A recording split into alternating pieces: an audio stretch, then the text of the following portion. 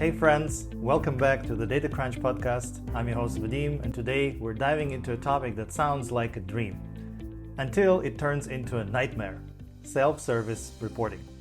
And to help me uncover this topic, I have got Helen here, our head of customer success at OWOX. Helen, always great to have you back on our podcast. Hi everyone. Yeah, thanks for having me, Vadym. Happy to be back here. So, self-service reporting. It sounds great on paper, give everyone access to data and let them explore, but in reality, it often ends in chaos, duplicated dashboards, and very tired analytics team. So, what's going wrong and how can we fix it? Those are some of the questions we'll be exploring today with Helen. Yeah, this topic is hot right now.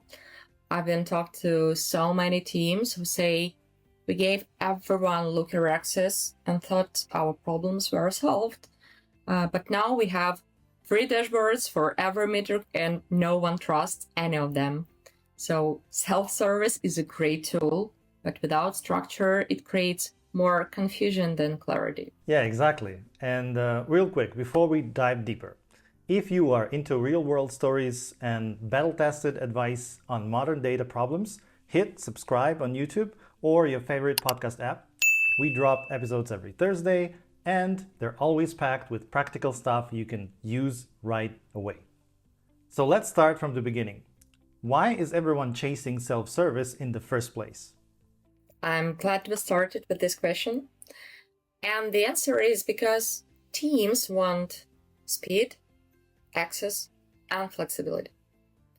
Marketing needs quick campaign data. Product teams want to explore features and behavior. Leadership wants KPI now, not next week.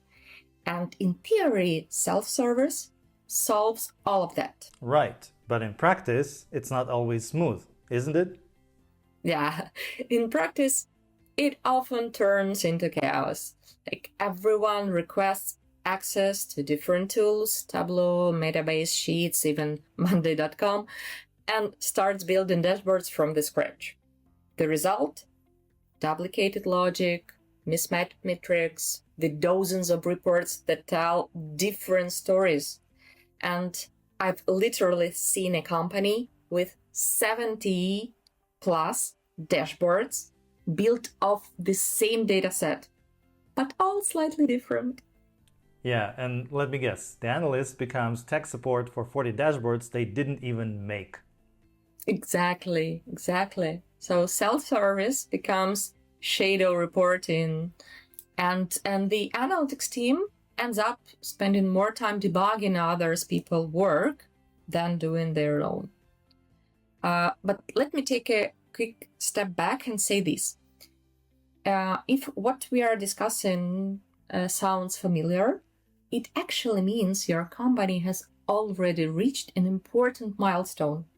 People are trying to build reports on their own. Yeah, actually, that's a big deal. It means you've moved past the old everything goes through the analytics team bottleneck, and you've already on your way toward the real self-service mindset, I guess.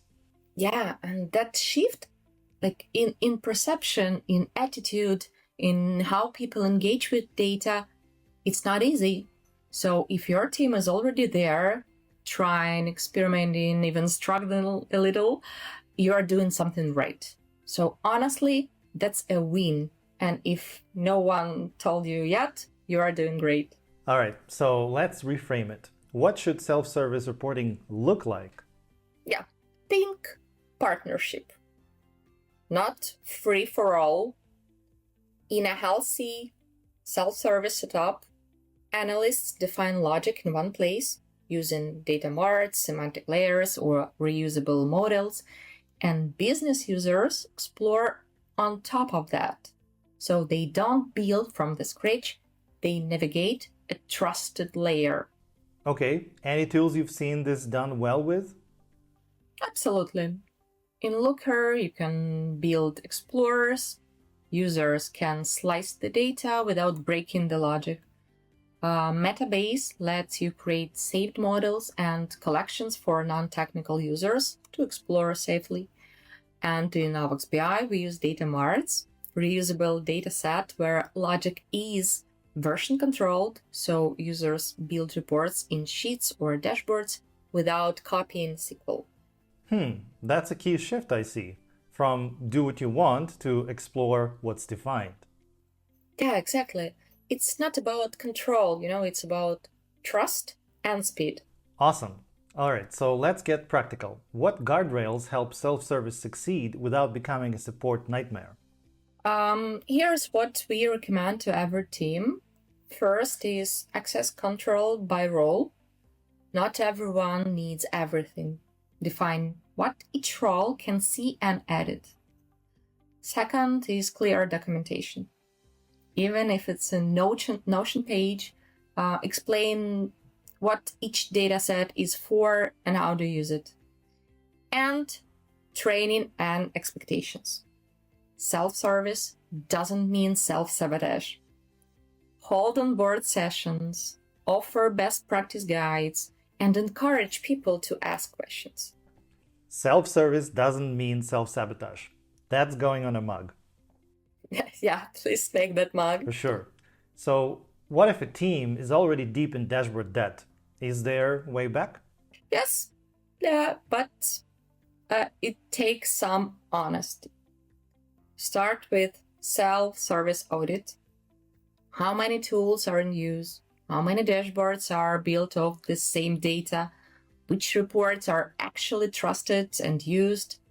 And consolidate, archive what's outdated, move towards a single source of truth with defined logic, and train users how to access it. So basically, spring cleaning for your data stack. Yeah, that's right. And just like with closets, you'll be shocked at what you find. Yeah, I guess so. All right, let's bring it home. What is the key takeaway here? Self-service is a partnership. It's not build whatever you want. It's we'll build the logic, you'll explore with confidence. If your team overwhelmed, do a self-service audit. Figure out where trust is broken and rebuild from a shared foundation. Perfectly said, Helen. Thank you for breaking down this topic for us. And if you guys want a shortcut to get there, check out OWOX BI at owox.com, where you'll get a real self-service reporting without giving up control.